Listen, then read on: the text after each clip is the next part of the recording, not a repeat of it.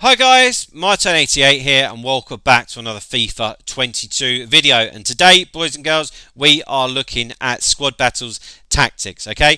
I said on Monday, after celebrating my signing for Gamers Academy, that we would be doing lots of squad battles content over the next couple of weeks, and we're starting from scratch and working our way up. So we're starting with the team, then we're going tactics, then we're going to look at gameplay and all that other good stuff, okay? So, yesterday, we looked at a squad builder and what type of players you need to be able to play a high level of squad builders. And today we're looking at the tactics, okay? Yes, I know I've put these tactics up a couple of times already on the channel, but I'm going to go through them in a slightly different spin, okay? And of course, guys, if you're enjoying this type of content and you're enjoying what you're hearing in terms of what I offer in terms of the coaching, please feel free to go on the link below in the description and in the pinned comment. It will take you over to the Gamers Academy website, and feel free to book me for a session, and then we can cater your tactics and your team and look at your gameplay and do it all for you on an individual basis, rather than obviously this advice is all a lot more general. Okay, so I'm going to hover over some of the stuff that isn't that important and just talk about the stuff that is important. So the defensive style, it's not really that important, just don't have it on constant pressure. Or drop back, basically. So if you want to have it on balance, it's fine. If you want it on pressure, on heavy touch, whatever. Okay, this is important, okay? So the defensive width, and this will lead in to the reason why we use Trent and why we use Lodi at fullback, why we need fullbacks with good agility and balance, okay? The width is down to 40. We want to stay really, really narrow, okay?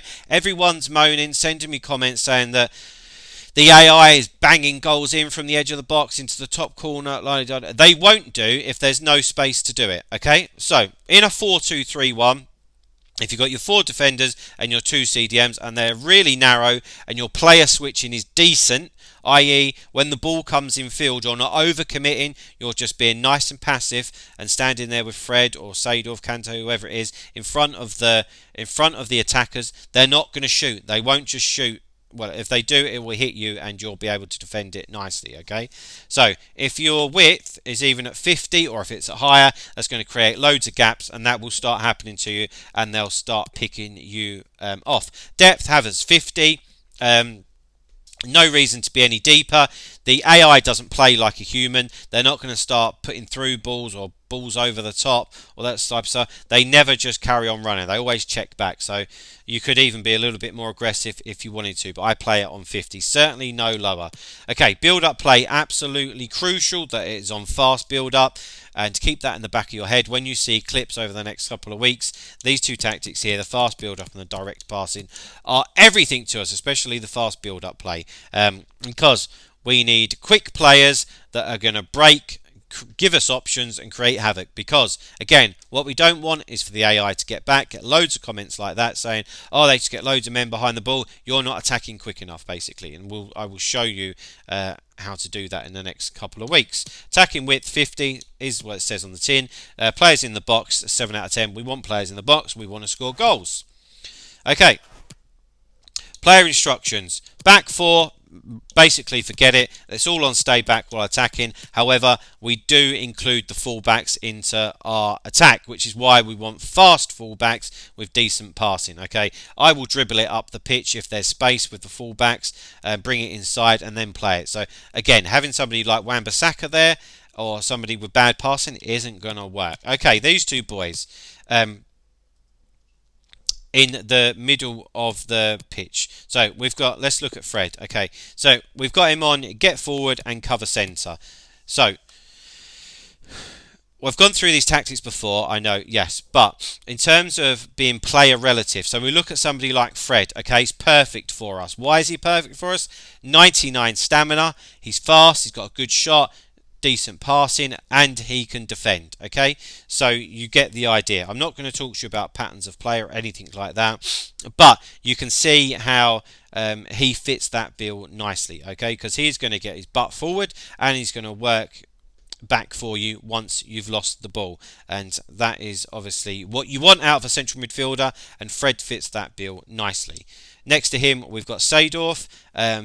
he still does that, but just to a lesser extent. So, as the game cycle moves on, we will look towards somebody who could improve that position, basically. In at Cam.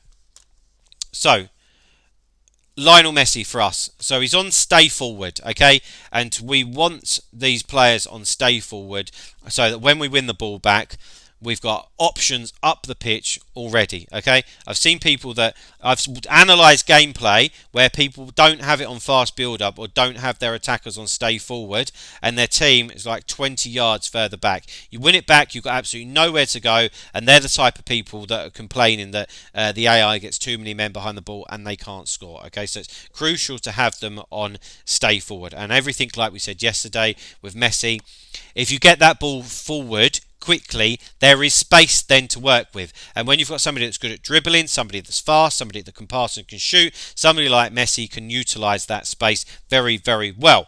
Getting to the box of crosses, that's just another string to the bow of asking them to get forward, basically. So the stay forward tactics, the get into the box for crosses, the direct passes, the fast build up, that's 4 different ways you're telling your players to get forward and to create options for you. Similar thing for Sterling on the right and for Son on the left. We want options up the pitch so that we can break quickly, because if you're playing against a team that's playing with a back 4, we've already got 4 players forward. These 2 boys are going to join the attack, and hopefully if you select the right option, which is something we'll go through in a later date, you are going to create a 6-on-4 situation, and then it's down to you to figure out who is free. A defender will draw out. You might be able to carry on running with the CDM who's got the ball, or with the cam, or the right back might come out so you can slip Heung-min Son in. All those type of things is what you need to watch out for when you start attacking. But hopefully you can see from those tactics and having those players in the team that you will be in a position where you can break quickly and create an overload situation for your team, which is obviously what we want. Then, last but by no means least, we have got Emilio Butragueno, we just simply have on getting behind, and that is because when we're in and around the box or when we're breaking, we want him to make intelligent runs. Okay, so for him, the getting behind and the direct passing option will be instructing him to make clever runs in behind the back line. So either one or two things are going to happen. He's going to be there for you to pick out if you select the right pass, which is why we want somebody like Messi with good passing. Or the defender will carry on going with him, and it will create you a load of space for somebody like Messi to dribble into and to hopefully have a shot in on goal. So guys, they are the custom tactics and the player instructions that I teach everybody to use who's had coaching sessions with me, and they have improved absolutely everybody. The key tip with it is to look out for the CDMs. You must get them involved, okay? Even if you've got the ball and you're breaking and you play the ball 10 yards back to Fred or to Seedorf in this instance, that will take them half a second to make up that ground, okay? And then you've got an overload situation where you've got 5-on-4, 6-on-4. Everyone that I analyse who starts using this, they don't use the CDMs enough, okay? And every successful attack basically on a higher level will come from including them 2 CDMs, which will allow you to have an overload situation. Don't worry, we will have a so-called attacking tutorial. I think I'm going to make it separate. I think I'm going to have finishing and attacking tutorial separate, and I can show you exactly what I mean for it. But for now, guys, that is the tactics that I would recommend you to use. They're the ones I use, and that's what I teach to everybody else. Hope you've enjoyed the video. Please drop a like if you have done, subscribe to the channel if you haven't already, and I'll see you guys tomorrow. See you later, guys. Bye-bye.